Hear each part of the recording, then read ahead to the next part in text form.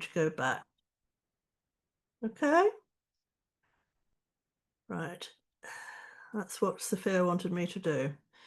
So this presentation is talking with Acruity, who are upfront in terms of their integrity and honesty and inclusiveness and diversity. And that's the reason why they've asked for this presentation. And we're talking about language here. We're talking about what does it mean to be neuro something. And it comes from how we are wired up cognitively in our brains. And we were just talking about the importance of the language and how language is about identity and about recognizing difference. And that goes across the board, whether it's to do with race, gender, or whatever. It's really important that in our society we recognize difference and diversity, therefore. So we're going to go on to the next slide now. So neurodiversity means everybody. And it means valuing and respecting everybody in terms of their background, in terms of their education and their culture, where they come from. It's valuing their identity. We are going to talk about being neurodivergent in a minute, which is something just slightly different because that's a smaller group of people. Neurodiversity is about our society. I hope everybody's at one with that. Okay, so this is a really useful slide, and there's a guy called Nick Walker. He's actually in the States, and he is a real neurodivergent activist, and he has coined some of these phrases. So it's actually quite important to get this language right, especially if you're in an organisation talking about these issues.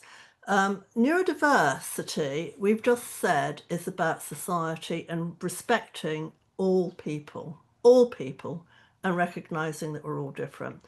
And I've just said earlier on that you're right at the, you're at a good starting point with your organisation because you recognise that already. Neurodiverse is a group of people where one or more members of the group are substantially different from other members of the group in their cognitive functioning, and recognizing that's of value as well. So we're talking about people who are neurodivergent and people who might not be. Okay, that's what neurodiverse means. We're talking about not the whole of society, we're talking about a finite group. When we talk about neurodivergent, we're talking about 20% of society. And we're talking about what we call a spectrum, where we are looking at dyslexia, dyspraxia, dyscalculia, autism, ADHD. Now, SBLD is quite an old term. It's specific learning differences. They used to call it difficulties. That includes, in the main, dyslexia. But if you see that, SBLD, that's what it means.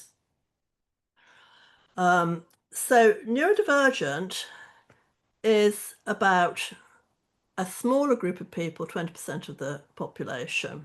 And I think this is quite a useful slide because, it's saying, we need to embrace this and, this is a very valuable and we need to recognise all these different groups of people and diversity. So this is quite an important slide to share with you because people don't talk about this so much. We recognise that 20% of the whole of the population might be neurodivergent, but 40% of that 20% will have several of those conditions within the spectrum I've just talked about. And we call that overlapping conditions. So somebody might be dyslexic and ADHD, which is attention deficit hyperactivity. Or they might actually be autistic and dyslexic. There's quite a high proportion of people who have overlapping conditions, and that is not talked about enough. And that's what we call a spectrum of conditions.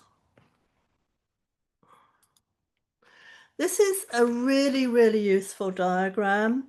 It was put together by Mary Colley, who sadly is no longer with us, but she set up the Dyspraxia Foundation, I think probably about 25 years ago. What it does here, and a lot of people have used this diagram and still using it because it's so good. What it does here is it tells you all these conditions on the spectrum, and it shows you where those overlapping characteristics might happen if you have dyslexia and ADHD. Okay, for instance. So the overlap is here. I don't know whether you can see my marker going like this. Means a lack of concentration. Now, for dyslexia, that could be about memory. That is the commonality in dyslexia. It's memory. And again, everybody's different. So it's not being able to memorize sequences such as letters within words. Okay. Whereas with ADHD, it's about not being able to focus for long enough because your brain is overactive. But both those characteristics add up to a lack of concentration.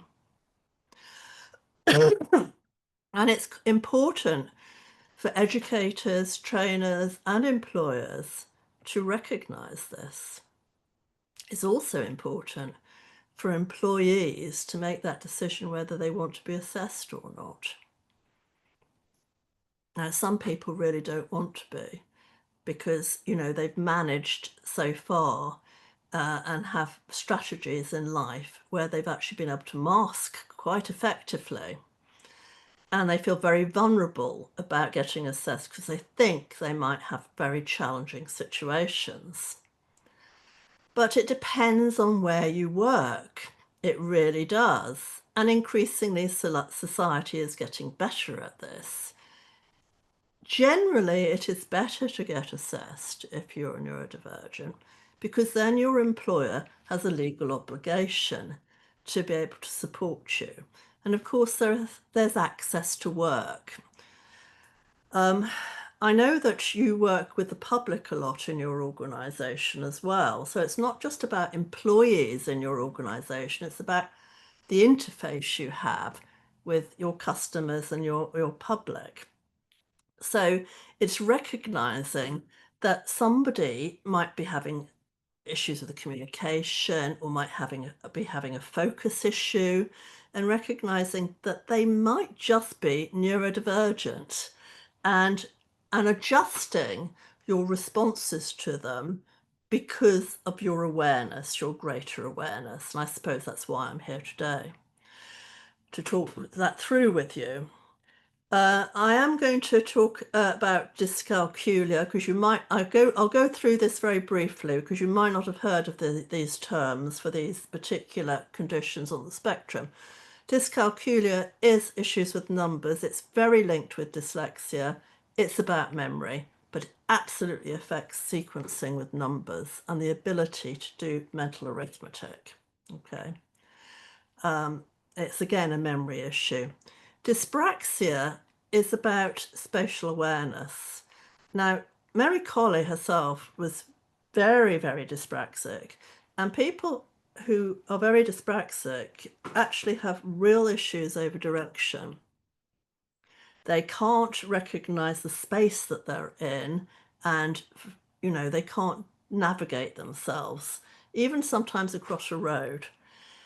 Some people even have problems putting their clothes on in the morning because of the spatial awareness of using their limbs to be able to put their arm, for instance, into the arm or sleeve of a jumper. It can be that difficult or hard or different for a person.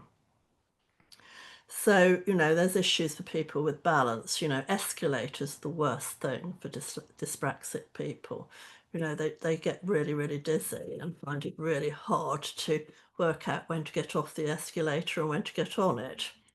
So, it's real sensitivity to your environment, to noise and to touch. Autism, there's been a lot about autism over the past few years. It's a very small percentage of the population, and even smaller who are severely autistic. But autistic people have had a terrible time of it, often have real issues over communication and being able to express what they want and need. Whereas, I'm talking generally here, whereas dyslexic people tend to be quite good at communication, verbally anyway, verbally. Not obviously not so much on the literary side and the writing and the reading, but there are strategies for that. So autistic people have had a really bad run of it, actually, and that's why a lot of money was poured in to the National Autistic Association, I think is what they're called. And then they put Tourette's syndrome in there, which is about, that's a new one, fairly new, not in terms of the condition, but in terms of it being added to the spectrum as a spectrum of conditions, which is about people not being able to manage or control physical tics that can happen, and that can manifest itself verbally or in terms of behaviour or limbs moving. Okay, so I've just gone through that very quickly so people can get an idea of what we mean by a spectrum of conditions. All of this can actually be under the umbrella of well-being, or what we call mental health, well-being stroke mental health. Because if a person is not supported, really from childhood, and they are having to navigate life within a very linear, what we call very management orientated systems that they don't understand so much as other people who are not neurodivergent, they can have well-being issues and a lot of emotional trauma. And there's a very high percentage of people on the streets. I know that for a fact because of the work I've done with St Mungo's, and a very high percentage of people in prison. So, it can be a sink or swim business, depending on who you meet on your journey in life. Well, we're moving on. Okay, but the good side of this is that if you embrace your strengths as a neurodivergent people, as anybody should do actually in life, but because neurodivergent people have been told this is a deficit, a weakness, it's been quite hard for them to actually embrace their strengths and realize actually, I'm really good at other things. So for instance, a dyslexic person, very general, could be absolutely brilliant at verbal communication and visualizing and getting the gist of things very, very quickly. A ADHD person, if they can actually maintain their focus enough and get strategies for that focus, real high performers. Amazing, actually, what they achieve. And autistic people, GCHQ, the SPY Centre, love autistic people because of detail. So it's, these are real generalizations, but it's about people embracing their strengths and working to their strengths, and about education, training and employment recognizing this. Some more skills. I think this is common across all the characteristics or conditions of the spectrum. Resilience. If you manage to get through and you embrace your strengths, you have resilience and mental flexibility, actually, and the ability to overcome challenges. A lot of neurodivergent people are really good at problem solving and working out new strategies in order to solve those issues. Spotting opportunities all the time, and quite strategic too. So it's no surprise that a lot of technological gurus, Steve Jobs, for instance, are and were neurodivergent because they can be really high functioning and see things in and think about things in a multi-layered way, making a lot of connections in really complex environments. And actually, interestingly, a lot of neurodivergent people have very high emotional intelligence. And that is because they've had to develop that to deal with some of the challenging situations that they've been in. Okay, I did touch on why this all matters because I talked about organisations embracing diversity, equality and inclusion. It's actually called EDI, Equality, Diversity and Inclusion, and I'm absolutely sure that's what your organisation are doing at this moment in time. But it's actually really important. And often organisations have offices of EDI. I know we've got a whole different situation in other countries that will remain nameless, but at least the UK is still doing this thing, and it's really important. And I think, but you know, and us people who are in London understand that completely because we are immersed in a diverse society and recognise how important it is that we are inclusive of all characteristics. Okay, so it is really important within the workplace. So to summarise, everyone is unique. Everyone who is neurodivergent is unique. But all neurodivergent differences have a lot in common, therefore the overlapping conditions. However, at times, social expectations make the difference into difficulties. And that's why it's wonderful that you are all embracing the difference. And because of this, people can be labelled and disabled in the process. Less so these days, though, because there's a lot of excellent organisations who are, you know, doing great work in equality and diversity and inclusion. Right. Interesting. I just want to say this actually. It's really, really interesting that there was a great piece of research that was done at City University by some people called Halfpenny and Halfpenny. Some time ago, I have to say, there hasn't been much research since 2012. But it was under the leadership of Professor Logan, who I believe is neurodivergent herself. And they found that of entrepreneurs, 35%, well, they talked about dyslexic then, we would say neurodivergent now, a very high proportion of entrepreneurs are neurodivergent. And the reason for that is because of the challenges they've had, and they just go off and start their own businesses. And are very often very successful because they are, you know, they see the vision, they see the opportunities, and they see the strategy.